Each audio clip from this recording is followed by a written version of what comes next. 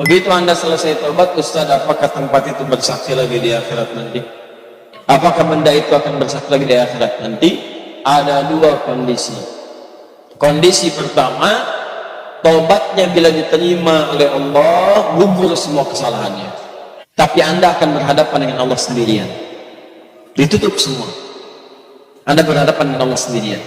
Nah, saat ditutup inilah teman-teman sekalian, disampaikanlah semua benda-benda bersaksi kepada Anda. Ditampakkan. Kau pernah bermaksiat di sini. Pernah bermaksiat di sini. Bendanya bicara semua. Waalaikumsalam. Apakah ketika kita bertobat dengan sungguh-sungguh, benda, tempat apapun yang pernah kita pakai, kita kunjungi dan bersaksi jika sudah pernah membawa atau digunakan untuk keburukan? Maksudnya, kalau Anda pernah bermaksiat, atau orang lain lah, jangan Anda, kalau seorang pernah berbuat maksiat di satu tempat atau menggunakan satu benda, apakah kalau bertobat benda itu dan tempat itu akan bersaksi lagi di hari kiamat akan maksiat yang pernah dikerjakan? Terkait dengan benda yang akan bersaksi, ada ayatnya, bahkan tubuh kita juga ada. Di surah Yasin jelas, al-yawma nakhtimu ala afwahihim wa tukallimuna aydihim wa tashhadu arjuluhum bima kanu. Baik, jadi mulut itu dikunci, yang bicara itu tangan bersaksi. Ya, sekarang di dunia aja tangan nggak bisa bersaksi. Awas, sidik jari itu kan tangan, nggak bisa bersaksi. Siapa pelakunya? Yang megang gelas ada sidik jarinya di sini, kan? Hati-hati.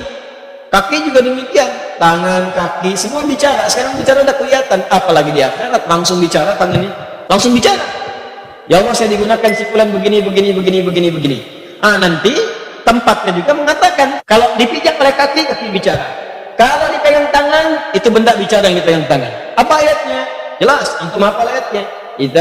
Idza zulzilatil ardu wa akhrajatil ardu wa qala al insanu, ayat 4, yauma idzin tuhadditsu akhbar. Maka pada saat itulah semua tempat di bumi yang dipijak, semua keadaan mengabarkan kepada Allah apa yang terjadi dengan itu semua. Tidak akan ada yang tersembunyi. Kalau baik dikatakan baik, sekecil apapun, walaupun lebih kecil dari atom. Ya, wa may ya'mal mithqala dzarratin khairan yarah. Kalau buruk ditampakkan, wa may ya'mal mithqala dzarratin syarran yarah. Keburukannya ditampakkan, semua bendanya bicara. Hati-hati. Bicara. Awas di kantor, meja yang jadi kemudian tumpuan komputer, tangan Anda mengetik di situ. Masuk angka nggak benar. Sesuatu yang curang. Angkanya berubah. Hati-hati, salah. Anda dapat gaji berubah, gaji 172, hilang satunya, 72-nya muncul. Hati-hati. Gaji 53, 53-nya tertulis tambah 5 lagi, misalnya kan? Nah, itu nggak benar. Nanti itu akan bersaksi, tangannya bicara, komputernya bicara, semua bicara, dan memberatkan timbangan di akhirat dalam keburukan. Semua. Anda jalan di mobil bermaksiat, awas, hati-hati. Mobilnya mobil dinas, fasilitas negara, tanpa izin dipakai kebutuhan pribadi. Awas, itu bicara nanti. Kemudian ada tobat, ya Allah saya salah. Ya Allah saya salah. Ya Allah saya salah. Ya Allah saya salah hitung. Ya Allah saya salah tempatkan. Ya Allah saya begini. Ya Allah saya salah begitu. Ya Allah saya begini. Salah, tobat.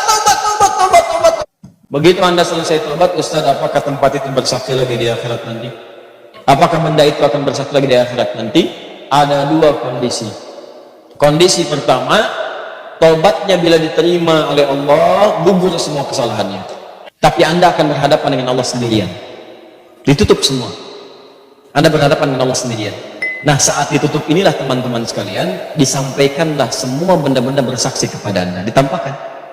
Kau pernah bermaksiat di sini. Pernah bermaksiat di sini. Bendanya bicara semua. Tapi ditutup dari orang lain. Hanya Anda dengan Allah saja. Ditampakkan oleh Allah, setelah itu disampaikan kepada Anda, semua ini aku hapus dan aku ampuni semua dosa-dosamu. Ditempatkan Anda ke surga. Itulah sayangnya Allah kepada Anda, hanya ditampilkan kepada Anda untuk menunjukkan bahwa rahmat Allah begitu luas dan tidak ada yang sia-sia dari taubat. Makanya taubat. Jadi ketika ditampakkan pun hanya Anda yang tahu di hadapan Allah Subhanahu wa taala, untuk menunjukkan betapa luasnya rahmat Allah, betapa luas rahmat Allah. Itulah faedahnya taubat. Sebab kalau nggak begitu, kadang-kadang nggak terasa. Sama Anda berbuat salah, ada CCTV ini, bos Anda melihat. Tanpa sepengetahuan karyawan Anda dipanggil Anda ke ruangan bos Anda. Dikatakan, kamu berbuat salah ya. Ya saya mohon maaf bos, saya salah gini-gini. Betul, di CCTV-nya ini kan perbuatan kamu kemarin. Ya sudah, saya sudah lihat kamu menangis kemarin, saya sudah lihat kamu mengakui ke istri kamu kemarin, istri kamu bicara dengan saya, sudah saya maafkan, jangan diulang lagi. Ini antara saya dengan kamu, ini saya hapus semuanya, sudah nggak ada orang yang bisa akses lagi. Kamu bagus, sudah mengakui kesalahan, gaji kamu saya naikkan, sudah sekarang nikmati dengan keluarga. Paham ya? Ini kondisi yang pertama, supaya anda sadar rahmat Allah begitu luas ditampakkan. Yang kedua, dihapus semua sudah. Yes, habis semua, habis tutup. Jadi begitu dia taubat, benda nggak bicara lagi, tempat nggak bicara lagi, selesai, habis semuanya, habis selesai. Ya sudah, begitu dihisab, bahkan ada di antara mereka yang masuk surga tanpa hisab. Ada. Apa tidak pernah kita berpikir sejenak tentang orang-orang yang masuk Islam di zaman Nabi? Nggak pernahkah anda membaca kisahnya Umar bin Khattab? Tidak pernahkah anda membaca kisahnya misalnya Jundub bin Junadah menjadi Abu Dzar Al-Ghifari? Pernahkah anda pernah dengar kisahnya Khalid bin Walid? Bukankah mereka orang-orang yang pernah menentang Nabi sebelumnya? Pernahkah mereka bermaksiat sebelumnya? Pernahkah mereka kemudian maksiat lebih bahkan dari apa yang dikerjakan orang sekarang? Tapi pernahkah anda mendengar kisah di antara orang-orang yang masuk surga tanpa hisab ada nama mereka di situ? Dan dihapuskan oleh Allah semua kesalahannya tanpa ditampakkan kembali. Maka pertanyaannya, apa amalan mereka setelah itu? Amalan mereka setelah bertobat, mereka meningkatkan takwa kepada Allah.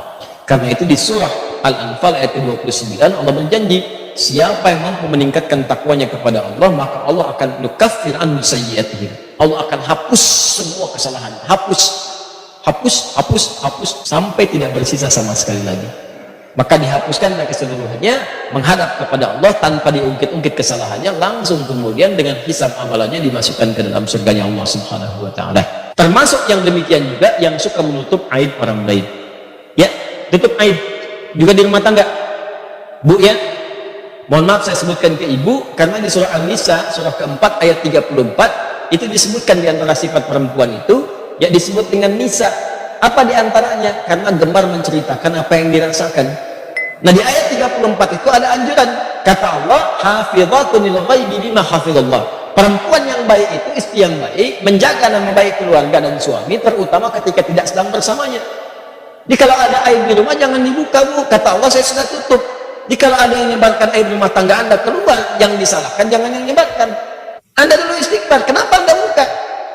Kata Allah, saya sudah tutup, kenapa kamu buka? Kalau kamu tutup, saya tutup sampai kiamat. Cuman kamu buka sekarang. Akhirnya direpot lagi. Masalah anda di rumah sudah selesai, di luar rumah obrolan jadi banyak. Awas, hati-hati nih, hati-hati. Kadang-kadang judulnya pengajian, emang pengajian, tapi yang dibicarakan bukan materi pengajian.